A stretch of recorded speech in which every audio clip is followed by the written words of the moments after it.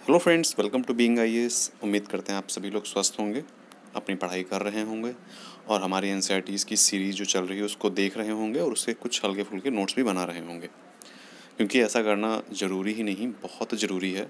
इससे ना आपको बाद में ये वीडियो ना देखना पड़े, आप एक ही बार में पूरे वीडियोस देख लें।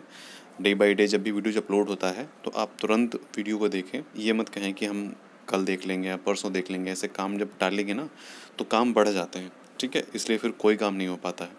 तो इसीलिए जब भी वीडियो अपलोड हो आप तुरंत प्ले करिए। एटलीस्ट अगर आप नहीं नोट्स कर पा रहे हैं तो एक बार सुन लीजिए, ठीक है, क्योंकि आपके दिमाग में फिर वो विजुअल्स चलते रहते हैं, ठीक है। तो चलिए स्टार्ट करते हैं। चैप्टर 4 है हिस्ट्री का और इसमें हम पढ़ेंगे कि किताबें और कब्रें हमें क्या बताती हैं। कब्र समझना, जिसमें कि लोगों को दफनाया जाता था, ठीक है। इसमें एक बच्चे ने कहा है कि पुस्तकालय में मेरी, ये कहा है कि जैसे ही घंटी बजी शिक्षक ने छात्रों को अपने साथ आने को कहा। आज वे पहली बार पुस्तकालय जा रहे थे। मेरी ने देखा कि पुस्तकालय उनकी कक्षा से काफ़ी बड़ा है और वहाँ किताबों से भरे कई रैक थे। कोने में एक अलमारी थी जो छोटी मोटी किताबों से भरी थी। मेरी को एक अलमारी खोलने की कोशिश करते हुए शिक्षक ने कहा, उस अलमारी में अलग अलग धर्मों से जुड़ी महत्वपूर्ण किताबें हैं। क्या तुम्हें मालूम है कि हमारे पास वेदों का भी एक ग्रंथ है? तो मेरी सोचने लगी कि वेद क्या हैं, ठीक है। तो यहाँ पे हम अब वेदों से स्टार्ट करते हैं कि आखिर वेद क्या थे और दुनिया के प्राचीनतम ग्रंथों में से एक इनको माना जाता है। तो उन चीज़ों को हम यहाँ पे समझेंगे। वेद कितने प्रकार के होते हैं? वेद 4 प्रकार के होते हैं: ऋग्वेद, सामवेद, यजुर्वेद और अथर्ववेद। सबसे पुराना वेद क्या है? ऋग्वेद है, जिसकी जो रचना है आज से 3500 साल पहले हुई थी। देखिए, एनसीईआरटी जो हम पढ़ रहे हैं ये लेटेस्ट एनसीईआरटी है सन 2020 और 21 की। तो इसमें ऐसा लिखा है, सभी एनसीईआरटी में ऐसा दिया है कि इसमें ऐसा लिखा है कि जब भी हम कोई डेट को बात करेंगे तो हम सन 2000 से पहले की डेट में अंदाज़ा लगाएंगे। 2021 से नहीं गिनेंगे कि आज से 3500 साल पहले क्या हुआ था। जो बेसिक ईयर है उसको 2000 माना गया है। तो 3500 साल पहले जब भी बात हो तो 2000 पहले की बात करो, मतलब आज से तकरीबन मान के चलो कि 2000 ये हो गए और 3000, मतलब लगभग आज से 3500 बीसी, मतलब 1500 बीसी में जो है वो ये सब चीज़ें हुई थी। सूक्त का मतलब है अच्छी तरह से बोला गया। देखिए, ऋग्वेद में 1000 से ज़्यादा प्रार्थनाएं हैं जिन्हें सूक्त कहा गया है और सूक्त का मतलब होता है अच्छी तरह से बोला गया। ये विभिन्न देवी देवताओं की स्तुति में रचे गए हैं। मतलब देवी देवताओं की स्तुति मतलब प्रार्थना कर, जब हम प्रार्थना करते हैं तो उसके लिए ये जो सारी ये सूक्त हैं उनको लिखा गया है, ठीक है। इनमें से 3 देवता बहुत महत्वपूर्ण हैं: अग्नि, ठीक है, इंद्र और सोम। अग्नि क्यों महत्वपूर्ण है? ये आग के देवता हैं। इंद्र जो हैं युद्ध के देवता हैं और सोम एक पौधा है जिससे एक खास पेय पदार्थ बनाया जाता था, जिससे कि जो ये देवता लोग थे ये सोम रस करते थे, मतलब सोम का पान करते थे। वैदिक प्रार्थनाओं की रचना जो है वो ऋषियों ने की है, ठीक है। वैदिक जो प्रार्थनाएं, जो सूक्त थे, उनकी रचना ऋषियों ने की है। आचार्य विद्यार्थियों को इन्हें अक्षरों, शब्दों और वाक्यों में बांटकर सस्वर पाठ द्वारा कंठस्थ करवाते थे। तब किताबें नहीं मिलती थी, ठीक है। तब किसी अगर एक इंसान को पता है तो वो दूसरे इंसान को पढ़ाता था, दूसरा इंसान तीसरे इंसान को, तीसरा इंसान जो मतलब एक टीचर होता था वो पूरी क्लास को पढ़ाता था। इस तरीके से याद करवाया जाता था बोल बोल करके, ठीक है। अधिकांश सूक्तों के रचयिता सीखने और सिखाने वाले पुरुष थे, ठीक है। अधिकतर जो है पुरुष ही ये जो सारी काम करते थे। कुछ प्रार्थनाओं की रचना महिलाओं ने भी की थी। ऋग्वेद की भाषा जो है ऋग्वेद की भाषा प्राक संस्कृत या वैदिक संस्कृति होती थी, ठीक है। जो आज की जो संस्कृत है वैसी नहीं, उससे थोड़ा सा भिन्न, ठीक है, थोड़ा सा अलग होती थी। उसके बाद में संस्कृत और अन्य भाषाएं। सिर्फ संस्कृत ही नहीं थी, कुछ और भी अन्य भाषाएं हैं आज के समय में। जैसे कि संस्कृत भाषा भारोपी, मतलब भारत और यूरोपीय भारत भाषा परिवार का हिस्सा है। भारत की कई भाषाएं जैसे असमिया, गुजराती, हिंदी, कश्मीरी और सिंधी, एशियाई भाषाएं जैसे फारसी तथा यूरोप की बहुत सी भाषाएं जैसे अंग्रेजी, फ्रांसीसी, जर्मन, यूनानी, इतालवी, स्पेनिश आदि इसी परिवार से जुड़ी हैं। इसीलिए इनको भारत और यूरोपीय, मतलब भारोपीय भाषा परिवार का हिस्सा मानते हैं। उन्हें एक भाषा परिवार इसलिए कहा जाता है क्योंकि आरंभ में उनमें से कई शब्द ऐसे थे जो आपस में मिलते जुलते थे, ठीक है। जैसे कि मातृ संस्कृत में कहा जाता है माँ हिंदी में कहा जाता है और मदर जो है वो अंग्रेजी में कहा जाता है। क्या तुम्हें इनमें कोई समानता नज़र आती है? तो हाँ, माँ माँ और माँ मतलब तीनों जो वर्ड हैं वो एक एक एक प्रोनाउंस करते हैं एक माँ शब्द से, तो इसीलिए इनको मात्र से संस्कृत हो गया, माँ हिंदी हो गया और मदर अंग्रेजी शब्द हो गया। उपमहाद्वीप में दूसरे भाषा परिवारों की भी भाषाएं बोली जाती हैं। दूसरे भाषा परिवार जैसे कि पूर्वोत्तर प्रदेश, नॉर्थ ईस्ट प्रदेशों की जो तिब्बत बर्मा परिभाषा जो बोली जाती है, वहाँ पे जो भाषा बोली जाती है, परिवार की जो भाषाएं बोली जाती हैं वो तमिल, तेलुगु, कन्नड़, मलयालम द्रविड़ भाषा परिवार की जो भाषाएं हैं। जबकि झारखंड मध्य भारत के कई हिस्सों में बोली जाने वाली भाषाएं ऑस्ट्रो एशियाटिक परिवार से जुड़ी हैं। ठीक है, देखिए ये हो गया पूर्वोत्तर नॉर्थ ईस्ट, फिर साउथ में हो गया, और मध्य भारत में जो झारखंड और छत्तीसगढ़ है, इसमें जो भाषाएं बोली जाती हैं वो ऑस्ट्रो एशियाटिक परिवार से जुड़ी हैं। ठीक है, उसके बाद में हम जिन किताबों को पढ़ते हैं वे लिखी और छापी गई हैं, जबकि ऋग्वेद उच्चारण किया जाता, ऋग्वेद का जो है उच्चारण करते थे, उसको प्रोनाउंस करते थे और याद करते थे, लर्न करते थे, ना कि उसको हम पढ़ते थे, क्योंकि उस टाइम पढ़ने का कोई जरिया ही नहीं था, कोई सोर्स ही नहीं था उसमें। जैसे कि हमने पहले बताया भी कि उसको याद कर करके दूसरों को याद करवाते थे। ठीक है, उनको प्रोनाउंस करके मतलब तेज़ तेज़ बोल करके लोगों को याद करवाया जाता था। तब के टाइम में कोई छापने का काम नहीं हुआ। छापने का काम तो मुश्किल से 200 साल पहले हुआ है, मतलब 2000 से पहले, 200 साल पहले हुआ है। इतिहासकार ऋग्वेद का अध्ययन कैसे करते थे? तो इतिहासकार पुरातत्ववेत्ताओं की तरह ही अतीत के बारे में जानकारी इकट्ठी करते हैं, लेकिन भौतिक अवशेषों के अलावा वे लिखित स्रोतों का भी उपयोग करते हैं। चलो देखते हैं कि ऋग्वेद का अध्ययन कैसे करते हैं। ऋग्वेद के कुछ सूक्त वार्तालाप के रूप में हैं। विश्वामित्र नामक ऋषि और देवियों के रूप में पूजित दो नदियों के बीच यह संवाद एक ऐसे ही सूक्त का अंश है। तो आगे एक संवाद है, वो कैसा है उसको हम देखते हैं। पहले तो हम देख लेते हैं कि ऋग्वेद में जो भाषा है वो ऐसी भाषा है, ये ऐसे जो है ऋग्वेद में लिखा गया है। आप इसमें समझ पा रहे हैं? मैं तो नहीं समझ पा रहा हूँ, क्योंकि ऐसी भाषा लिखी है तो इतिहासकार कैसे समझ रहे होंगे, काफ़ी कठिन समझना होता है, क्योंकि ये संस्कृत है, वैदिक संस्कृत है, इसको समझना आसान नहीं है। तो ऋग्वेद की पांडुलिपि का एक पन्ना है ये। भोर्ज वृक्ष, जो कि हमने लास्ट चैप्टर में भी पढ़ा था, भोर्ज वृक्ष की छाल जो कि हिमाचल में मिलती है, हिमालय में मिलती है, जो है ये कश्मीर में पाई गई थी लगभग 150 वर्ष पहले, मतलब सन 2000 से 150 वर्ष पहले का हम आकलन करेंगे। ऋग्वेद को सबसे पहली बार छापने के लिए इसका उपयोग किया गया था। इसी पांडुलिपि को देखकर अंग्रेजी अनुवाद हुआ। यह पांडुलिपि पुणे महाराष्ट्र के एक पुस्तकालय में सुरक्षित है। इसको पुणे महाराष्ट्र के पुस्तकालय में सुरक्षित कर दिया गया है।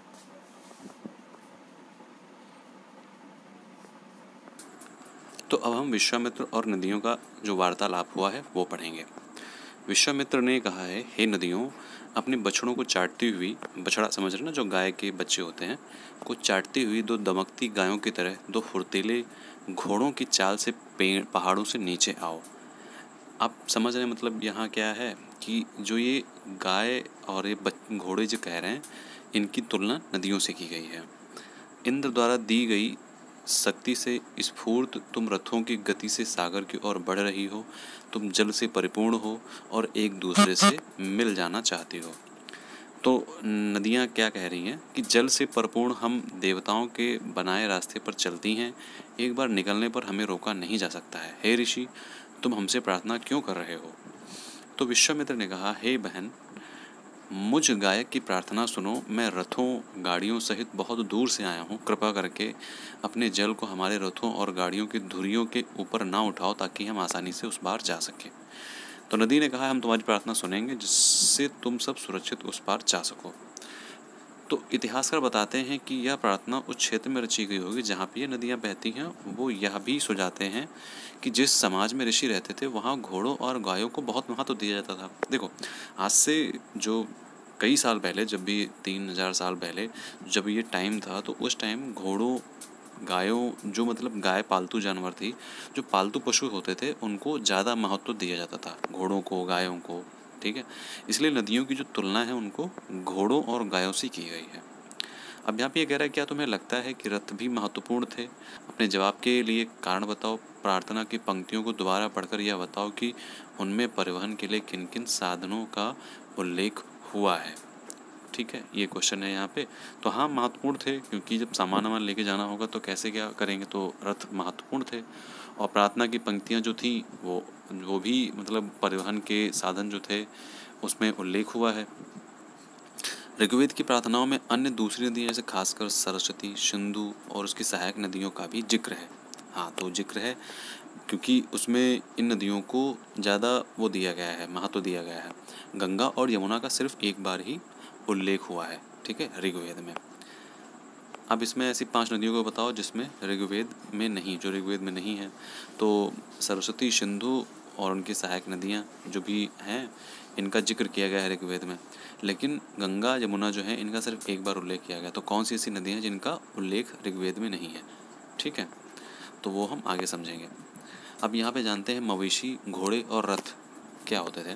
देखिए, ऋग्वेद में मवेशियों, बच्चों, खासकर पुत्रों और घोड़ों की प्राप्ति के लिए अनेक प्रार्थनाएं की जाती थीं। मतलब इनको पाने के लिए, जैसे जब जिनके बच्चे या जिनके घोड़े वगैरह जो मतलब जिनको नहीं मिलते थे, उनको पाने के लिए प्रार्थनाएं करते थे। घोड़ों को लड़ाई में रथ खींचने के लिए काम करते थे, ठीक है। और इन लड़ाई में मवेशी जीत कर लाए जाते थे। मवेशी समझ ना, जो मतलब जो जिनसे चारा वारा खाने के बाद में, चारा वारा जिनके लिए मतलब जो जिसमें कि जैसे जो पालतू एक तरीके से कह सकते हो, जो मांस मछली वगैरह नहीं खाते, उनको मवेशी कहते हैं, ठीक है। मवेशी जीत कर लाए जाते थे, जैसे गाय हो गई और ये सारी भैंस हो गई और बकरी हो गई। लड़ाइयाँ वैसे ज़मीन के लिए भी लड़ी जाती थी और अच्छे चारागाह पर, या फिर जहाँ जौ जैसी जल्दी तैयार होने वाली फसल है उस जगह के लिए भी लड़ाइयाँ लड़ी जाती थीं। कुछ लड़ाइयाँ पानी के स्रोतों के लिए और कुछ लड़ाइयाँ लोगों को बंदी बनाने के लिए भी लड़ी जाती थी, ठीक है। तब के ज़माने में जैसे कि मवेशी पाने के लिए, घोड़े पाने के लिए प्रार्थनाएं की जाती थी, ठीक है, लड़ाइयाँ लड़ी जाती थी रथ से। तो ये सब चीज़ें जो होती थी वो पानी को पाने के लिए, या ज़मीन जिस पे जौ जो है बहुत जल्दी उग जाए उसको पाने के लिए, या मवेशियों को जीत कर लेके आ जाते थे, या किसी को बंदी बनाने के लिए, ये सब चीज़ें लड़ाइयाँ तब भी होती थी। युद्ध में जीते गए धन को कुछ भाग जो है वो सरदार रख लेते थे। सिंपल सी बात है, जो लीड करता है तो वो सबसे ज़्यादा चीज़ें होती हैं उसको मिलती हैं। उसके बाद तब एक व्यवस्था थी कि जैसे कि जो राजा होगा, राजा राजा तब के टाइम में जो राजा होता था वो बहुत महल वहल उसके नहीं होते थे, वो सिर्फ नाम का राजा होता था, वो लीड करता था लोगों को, ठीक है, आज से बहुत पुराने टाइम में। और जब ऋग्वेद का काल था ना, 3500 लगभग 3500 ईसा पूर्व में, तो तब के टाइम में वहाँ पे क्या होता था, एक राजपुरोहित होते थे, थोड़ा हिस्सा उनको दिया जाता, बाकी जो हिस्सा बचता था वो लोगों में बांट दिया जाता, ठीक है। और उसी से जो है यज्ञ की आहुति दी जाती थी, जो भी मतलब कुछ धन होता था वो यज्ञ के लिए भी प्रयुक्त होता था, यज्ञ करवाया जाता था ताकि आहुतियाँ जो हैं देवी देवताओं को दी जा सकें। जैसे घी है, अनाज है, वो जब आग में डाल देते थे, आहुति देते थे, उसमें डाल देते थे। कभी कभी जानवरों की भी आहुति दे दी जाती थी, मतलब कभी कभी जानवर को भी उसमें जिंदा जला देते थे। अधिकांश पुरुष इन युद्धों में भाग लेते थे।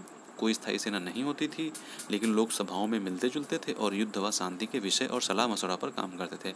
मतलब तो कोई ऐसा नहीं था कि मतलब प्रॉपर सेना हो या किसी से लड़ाई लड़नी है। मान लीजिए कभी, क्योंकि तब के टाइम में इन सब चीज़ों का इतना कोई बहुत ज़्यादा महत्व नहीं था कि वो लोग आपस में लड़ें, ठीक है। तो इसीलिए एक मतलब जब कोई ऐसी विपदा या किसी प्रॉब्लम्स आती थी, तब एक कमेटी बिठाई जाती थी, एक सभा बनती थी, सभा में लोग आपस में मिलते जुलते थे और लोगों की सहमति से एक सरदार चुनते थे, ठीक है, जो मतलब दिमागदार हो, जिसके दिमाग हो अच्छा और बहादुर हो, कुशल हो, जिसको जो कुशल ये सब चीज़ें नेतृत्व करना आता हो, इन सब चीज़ों को ध्यान में रखते हुए एक सरदार चुनते थे। वही सरदार आगे चल कर के लड़ाइयाँ लड़ता था और जो जीतते थे तो उसका 50% मान लो वो रखता था, 30% वो रखता था, जो वो होते थे क्या नाम पुरोहित। बाकी जो 20 से 30% बचता था वो लोगों में बांट दिया जाता था। अब लोगों की विशेषता बताने वाले शब्द देखिए। लोगों का वर्गीकरण जो है वो उनके काम, भाषा, परिवार, समुदाय, निवास स्थान या संस्कृति के परंपरा के आधार पर ही तो किया जाएगा कि वो किस कास्ट के हैं, किस भाषा, क्या भाषा बोलते हैं, वो कौन से समुदाय में रहते हैं, वो कहाँ निवास करते हैं। तो उसके आधार पर मतलब तब के टाइम में क्लासिफिकेशन मतलब वर्गीकरण किया जाता था। ऋग्वेद में लोगों की विशेषता बताने वाले कुछ शब्द हैं, जैसे कि ब्राह्मण। तो जो ब्राह्मण होते थे उनको, जो पुरोहित होते थे उनको कभी कभी ब्राह्मण कहते थे, क्योंकि वो तरह तरह के यज्ञ कराते थे और अनुष्ठान कराते थे। दूसरे लोग थे राजा, मतलब दो ही लोग थे, एक तो पुरोहित जो ब्राह्मण थे, दूसरे राजा जो सरदार जिसको बोलते थे। तो ये राजा वैसे नहीं थे जिनके बारे में मतलब राजधानियाँ महल वगैरह में रहते थे, इनके पास कोई सेना नहीं थी, ये ना कर वसूल थे, ठीक है, सब नहीं चीज़ें होती थी। और ना ही जब राजा मर जाता था तो उसके बाद में फिर उनका बेटा राजा बनता था। ऐसा तब नहीं होता था कि एक राजा मर गया है तो उसके बेटे को उसकी जगह पे बिठा दें, ठीक है। उसके बाद जनता या पूरे समुदाय के लिए दो शब्दों का इस्तेमाल होता था। एक था जन, जिसका प्रयोग हिंदी एवं अन्य भाषाओं में आज भी होता है। दूसरा था विश, जिसको वैश्य शब्द निकला, जिससे मतलब जिसको हम लोग 5th चैप्टर में अच्छे से पढ़ेंगे। तो ऋग्वेद में विश और जन के नाम से मतलब चीज़ें मिलती हैं, जैसे कि इसलिए हमें पुरुजन या विश, भरतजन या विश, यदुजन या विश जैसे कई उल्लेख मिलते हैं, ठीक है। ऋग्वेद में विश और जनों के नाम मिलते थे, मतलब दोनों के नाम मिलते थे, इसलिए तो हम उनको विश कहते हैं या फिर पुरुजन, भरतजन या यदुजन कहते हैं, ठीक है। उसके बाद में कह रहे हैं कि तुम्हें इनमें से कोई नाम जाना पहचाना लगता है, तो हाँ, भरतजन, पुरुजन आपने सुना होगा, पुरुजन, ठीक है, तो ये सुना लगता है। जिन लोगों ने इन प्रार्थनाओं की रचना की वे कभी कभी खुद को आर्य कहते थे, आर्य, तथा अपने विरोधियों को दास या दस्यु कहते थे। दस्यु वे लोग होते थे जो यज्ञ नहीं करते थे, दूसरी भाषाएं बोलते थे। बाद के समय में दास और स्त्रीलिंग में दासी शब्द का मतलब गुलाम हो गया। मतलब जिन लोगों को गुलाम बनाया जाता था वो चाहे स्त्री हो चाहे पुरुष हो, उनका मालिक जो कहता था उनको वो करना पड़ता था। अगर उनसे ये कहे कि आपको रात भर जागना है, खाना नहीं खाना है, तो तब तक वो लोग खाना नहीं खाते थे, वो रात भर ही जगते थे, क्योंकि वो गुलाम थे, ठीक है। आपने बहुत सारी पिक्चर्स में देखा होगा जो इन सब चीज़ों को गुलामों जैसे काम कराया जाता था। आपने एक मूवी है 12 year in the south Africa करके, ऐसी करके कुछ है, तो उसमें एक मतलब ब्लैक को गुलाम बना लिया जाता है। वो एक कहीं का राजा होता है जबकि, और गुलाम बनाने का अच्छा खासा फैमिली का होता है, और फिर उससे 12 साल तक उससे लेबर कराया जाता है, मतलब गुलाम, उसको जो कहते थे उनके मालिक उसको करना पड़ता था, ठीक है। तो ये सब चीज़ें तब होती थी। उसके बाद में जिस युग में उपमहाद्वीप के उत्तर पश्चिम में ऋग्वेद की रचना हो रही थी, वहीं दूसरी जगह एक अलग तरह का विकास हो रहा था। क्या विकास हो रहा था? खामोश प्रहरी कहानी महापाषाणों की, ठीक है। तो यहाँ पे देखिए, ये शिलाखंड महापाषाण, महा मतलब बड़ा और पाषाण मतलब पत्थर, जो बड़ा पत्थर होता है उसको नाम से जाने जाते थे। ये पत्थर दफन करने की जगह पर लोगों के द्वारा बड़े करीने से बनाए जाते थे। करीने का मतलब बहुत ही ढंग से बनाए जाते थे, बहुत ही देख वेख के बनाए जाते थे। महापाषाण कब्रें बनाने की प्रथा लगभग 3000 पहले शुरू हुई थी। जो महापाषाण का मतलब जो बड़े बड़े पत्थरों से जो कब्र बनाई जाती थी, उनकी जो प्रथा है 3000 साल पहले शुरू हुई थी। यह प्रथा दक्कन, दक्षिण भारत, उत्तर पूर्वी भारत और कश्मीर में प्रचलित थी। जैसे कि ये कौन कौन से हैं, देखिए ये होते थे, ये कब्रें होती थी, ठीक है, इसमें लोगों को दफन किया जाता। कुछ महत्वपूर्ण महापाषाण पुरातत्व मानचित्र 2 में दिखाए गए हैं। कुछ महापाषाण जमीन के ऊपर ही दिख जाते हैं और कुछ महापाषाण जमीन के भीतर होते हैं। महापाषाण का मतलब यहाँ पे एक बड़े पत्थर के अंदर जो कब्र बनाई जाती है उसको बोलते हैं, ठीक है। कई बार पुरातत्वविद को गोलाकार सजाए हुए पत्थर मिलते थे, कई बार अकेला खड़ा हुआ पत्थर मिलता था। जो गोलाकार सजाए हुए पत्थर मिलते ना, इससे पता चलता था कि यहाँ पर कब्र है, ये उनकी निशानी होती थी। क्योंकि जब और लोग मरते थे उन्हीं की फैमिली के, तो ये जो आप होल देख रहे हैं, ये यहीं से ये कनेक्टेड है, तो यहीं से उनको डाल दिया जाता था इसी के अंदर। मतलब ये तो फिर इनको खोला आता था, ठीक है, लेकिन जब नहीं खोलते तो इसी के अंदर से वो डाल देते थे, ठीक। यही एक ऐसा प्रमाण है जो एकमात्र प्रमाण है जो ज़मीन के नीचे कब्रों को दर्शाता है। महापाषाणों के निर्माण के लिए लोगों को जिस तरह से काम करने पड़ते थे, हमने जो कार्यों की सूची बनाई है उसे क्रमबद्ध करो। जैसे गड्ढे खोलना, तो सबसे पहले गड्ढा खोदा जाता था कि शिलाखंड लेके आया जाता था, कि बड़े पत्थरों को तराशा जाता था या फिर मरे हुए को दफनाया जाता था। तो सबसे पहले क्या कहता था, गड्ढा खोदते थे, क्रमबद्ध करना है हमको। उसके बाद में मरे हुए को दफनाते थे, फिर शिला ढो करके इन लोगों को लेके जाते थे, वो सब चीज़ें ना उसको तराशते थे और फिर इसके ऊपर ऐसे ढक देते थे। ये सब चीज़ें तब के ज़माने में की जाती थी। दफनाना, इन सब कब्रों में कुछ समानताएं होती हैं। सामान्यतः मृतकों को खास किस्म की मिट्टी के बर्तनों के साथ दफनाया जाता था, जिन्हें काले लाल मिट्टी के बर्तनों, ब्लैक एंड रेड वेयर के नाम से जानते थे। देखिए, दफनाने का सीन ये है कि जब भी कोई मरता था तो उसके साथ उसकी फेवरेट जो चीज़ें होती थी, जिससे उसने अपनी ज़िंदगी बिताई है, जिसके साथ में, जैसे कि कोई बर्तन होता जिसमें वो खाना खाता होगा, या कोई चीज़ ऐसी होती है,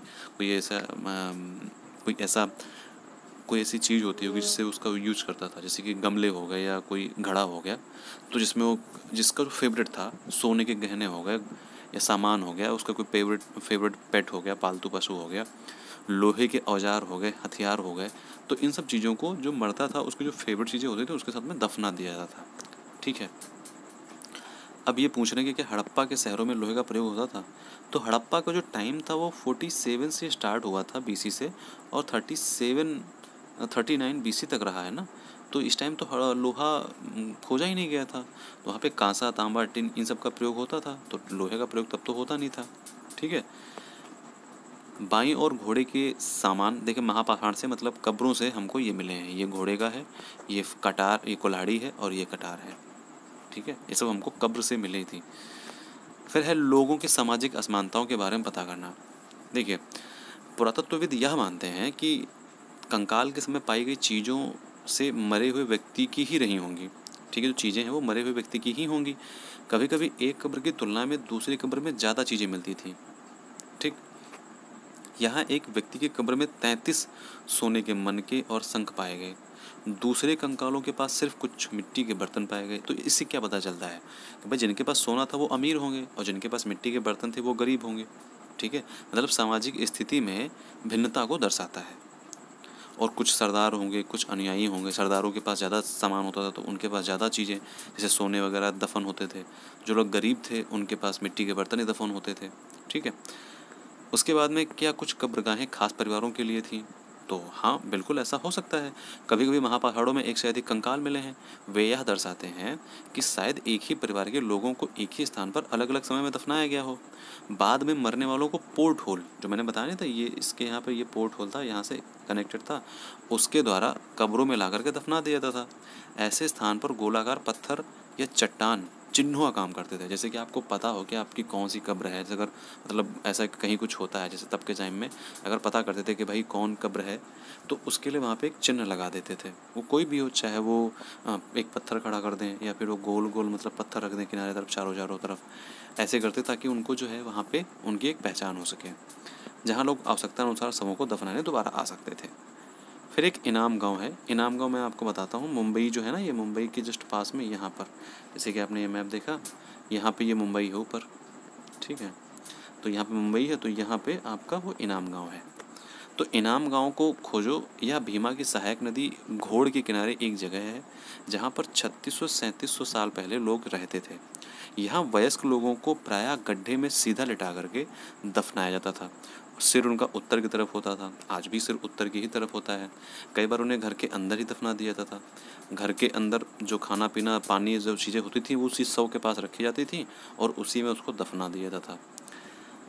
एक आदमी को 5 कमरों वाले मकान के आंगन में 4 पैरों वाले मिट्टी के एक बड़े से संदूक में दफनाया गया था। बस्ती के बीच में बसा यह घर गांव के सबसे बड़े घरों में से एक था। इस घर में एक अनाज का गोदाम भी था। सब के पैर मुड़े हुए थे। तो क्या तुम्हें लगता है कि यह किसी सरदार का शव था? अपने जवाब का कारण बताओ। बिल्कुल ये सरदार का ही शव होगा, क्योंकि मेन चीज़ है, सरदार जो होता था वो बाकी सभी लोगों से रिच ही होता होगा।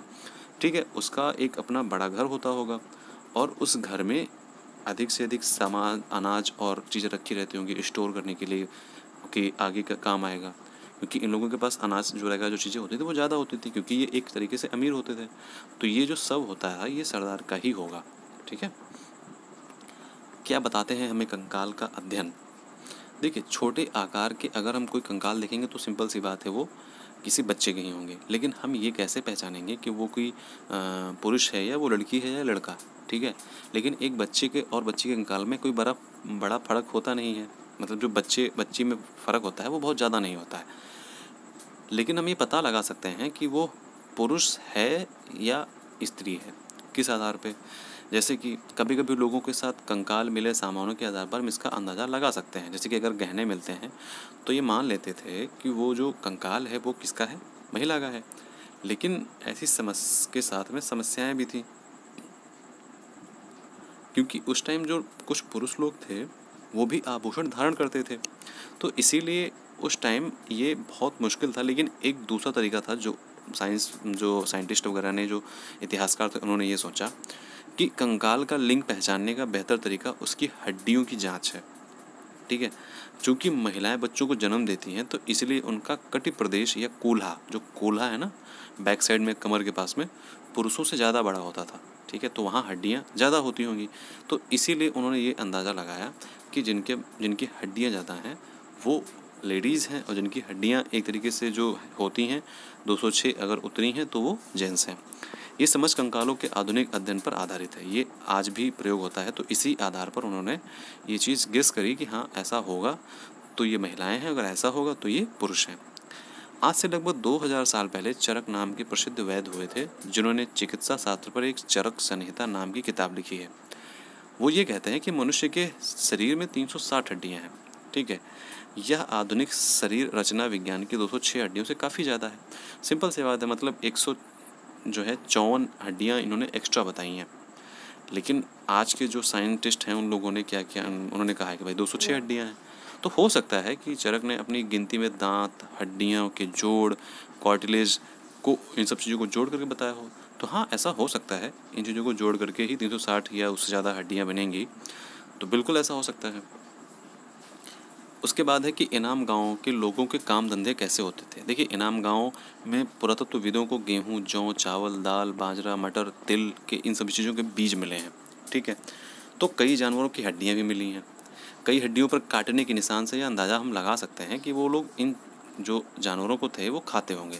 जैसे क्या हो गए, गाय हो गई, बैल, भैंस, बकरी, भेड़, कुत्ता, घोड़ा, गधा, सूअर, सांभर, चितकबरा, हिरण, कृष्ण मृग, खरहा, नेवला, चिड़िया, घड़ियाल, कछुआ, केकड़ा और मछलियों की हड्डियां भी पाई गई हैं। तो मतलब इन लोगों को हो सकता है या तो खाते हो, या तो वहाँ पे बीमार होकर मर गए हो, ऐसा कुछ हुआ हो, तो वहाँ इनकी हड्डियां पाई गई हैं। कुछ वहाँ पे बेर, आंवला, जामुन और खजूर और कई तरह की रस भरियाँ एकत्र की जाती थीं। मतलब उनके भी कुछ निशान वहाँ पर पाए गए हैं, कुछ साक्ष्य मिले हैं वहाँ पे। ठीक है, अब हम ये कह रहे हैं कि इनाम गांव के लोगों के काम धंधे की एक सूची बनाओ। तो काम धंधे की सूची का मतलब यही है कि वो जो ये फसलें थी इनको बोते थे और पशु पालते थे। गेहूँ, जौ, चना, चावल, मटर, बाजरा, तिल, इन सब चीज़ों के बीज मिले तो यही सब उगाते थे और जानवरों को पालते थे। और बेर, आंवला, जामुन, इन सब रसभरियों को एकत्रित करते थे। तो यही उन लोगों का काम था। उसके बाद में हम देखेंगे कि ये एक हड्डी पे लिखी गई एक लिपि टाइप में है। तो ये क्यों लिखते थे इसके बारे में हम देखते हैं कि एटलस में चीन को देखो, लगभग 3500 साल पहले यहाँ की लेखन कला के सबसे पुराने उदाहरण पाए जाते हैं चाइना में। ठीक है, यह जानवरों की हड्डी पर लिखा है जी। ठीक है, ये जानवरों की हड्डी पे लिखा है। इससे भविष्य करने वाली हड्डी भी कहा जाता है, क्योंकि यह मान्यता थी कि ये हड्डियाँ जो है ना, ये भविष्य बताती हैं। किस तरह से बताती हैं कि जो राजा लोग थे वो हड्डियों पर, जो लिपिकार थे वो उनसे ये लिखवाते थे क्या वो युद्ध जीत पाएंगे, क्या वो फसलें अच्छी होंगी उस टाइम, क्या उन्हें पुत्र होंगे या उनके पुत्र नहीं होंगे। फिर इन हड्डियों को आग में डाल देते थे। अगर ये वहाँ पे चटक जाती थी और दरारें पड़ जाती थी, इससे भविष्यवक्ता इन दरारों के माध्यम से, मतलब बहुत ही ध्यान से देख करके भविष्यवाणी करते थे। लेकिन ये कभी कभी भविष्यवाणी गलत भी तो होती होंगी। तो हाँ, कभी कभी भविष्यवाणी गलत भी हो जाया करती थी। ये राजा शहरों में महल बनवा कर रहते थे। उन्होंने बेशुमार दौलत इकट्ठा कर रखी थी। बड़े बड़े नक्काशी किए हुए कांसे के बर्तन भी शामिल थे, लेकिन वे लोहे का इस्तेमाल करना नहीं जानते थे।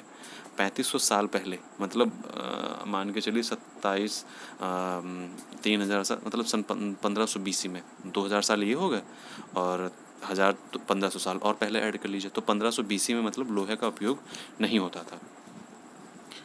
उसके बाद में फिर ये है कि ऋग्वेद के राजा और इन राजाओं के बीच का कोई फ़र्क बताओ। तो ऋग्वेद के जो राजा लोग थे वो लोग बड़े बड़े महल नहीं बनवाते थे, उन लोगों के पास बेशुमार दौलत नहीं होती थी, कांसे के बर्तन नहीं बनाते थे। ठीक है, और ये लोहे का जो है प्रयोग करना जानते थे, ये लोहे का प्रयोग करना नहीं जानते थे। ठीक है, ये चीज़ें ऋग्वेद में और इन राजाओं में अंतर है। अब यहाँ पे कुछ इम्पोर्टेंट तिथियाँ हैं, कुछ डेट्स हैं, उनको पढ़ लेते हैं। वेदों की रचना लगभग 3500 साल पहले हुई थी। महापाषाणों की जो निर्माण की शुरुआत हुई, जो महापाषाण समझ रहे हैं, जो मतलब बड़े बड़े पत्थर, महा मतलब बड़े, पाषाण मतलब पत्थर, जो बड़े बड़े पत्थरों से कब्रों को दफनाया जाता था, उनकी शुरुआत लगभग 3000 साल पहले हुई है। और इनाम गांव में कृषकों का जो निवास है, इनाम गांव समझ रहे हैं, जो मैंने बताया था आपको महाराष्ट्र, ये महाराष्ट्र मैंने बताया था, यहाँ पे महाराष्ट्र है, यहाँ पे ये इनाम गांव है। तो इनाम गांव में कृषकों का जो निवास है वो 3600 से 2700 साल पहले हुआ था। देखिए हिस्ट्री है, हिस्ट्री में 100-150 साल आगे पीछे मान करके ही चलिए, हिस्ट्री में कोई चीज़ फिक्स नहीं है, ठीक है। वो भी पुरानी टाइम की चीज़ों में तो वो तो बिल्कुल नहीं, क्योंकि इससे सिर्फ अनुमान लगाया गया है, वो चीज़ें फिक्स नहीं है, ठीक है। ये मैं नहीं, ये साइंटिस्ट वगैरह कहते हैं। चरक लगभग 2000 साल पहले हुए थे, ठीक है। तो आज का जो टॉपिक है, उम्मीद करता हूँ आप सभी को समझ में आया होगा, और हम लोग मिलते हैं नेक्स्ट टॉपिक में। और जो ये टाइम थोड़ा सा लेट हो जा रहा है, इसको हम थोड़ा सा जल्दी करने में करेंगे, जिससे कि आपका जो सिलेबस है वो जल्द से जल्द पूरा हो पाए, ठीक है। तो मिलते हैं नेक्स्ट वीडियो में। आप खुश रहिए, अपना ध्यान रखिए, और जो हम पढ़ा रहे हैं उसको ढंग से पढ़िए, उसके नोट्स बनाइए, अपने घर में रहिए, बहुत ज़रूरी है। अगर आप इस टाइम बच जाते हैं तो समझ लीजिए कि आगे ज़िंदगी जी लेंगे, अगर आप इस टाइम लापरवाही कर जाते हैं तो बहुत बुरा होगा। डबल मास्क ज़्यादा बेटर है किसी अस्पताल में जाने से, ठीक है। ऑक्सीजन मास्क से डबल मास्क ज़्यादा बेटर है, ठीक है। तो चलिए ध्यान रखिए अपना, पढ़ाई करते रहिए, और बीइंग आईएएस को फॉलो करते रहिए, आपके लिए बहुत इंपॉर्टेंट है, क्योंकि इस पे वो सभी इन्फॉर्मेशंस मिलेंगी जो आपके लिए इंपॉर्टेंट होंगी। IAS, PCS, MPPSC, BPSC, RAS, Bihar PCS और टीजीटी, पीजीटी, डीएसएसबी, इन सभी के जो नोटिफिकेशंस हैं, यानी जो इन्फॉर्मेशन है वो आपको मिलती रहेगी। लेकिन स्पेशली जो है वो स्टेट पीसीएस के जो भी सभी एग्ज़ाम्स हैं, सभी स्टेट्स के जो पीसीएस के एग्ज़ाम हैं और यूपीएससी के एग्ज़ाम हैं, उससे रिलेटेड चीज़ें यहाँ पे आपको ज़्यादा मिलेंगी, ठीक है। तो चलिए मिलते हैं नेक्स्ट वीडियो में, बाय बाय।